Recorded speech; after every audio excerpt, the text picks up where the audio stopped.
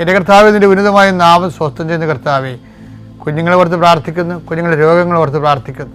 ഞങ്ങളുടെ ബന്ധുക്കൾ സ്വന്തപ്പെട്ടവർ ആശുപത്രി രോഗികളെ കിടക്കുന്ന സ്വന്തം പ്രാർത്ഥിക്കുന്നു. ഈശോ മാറാത്ത രോഗങ്ങളെ ഓർത്ത് കണ്ണീരോടെ പ്രാർത്ഥിക്കുന്നു.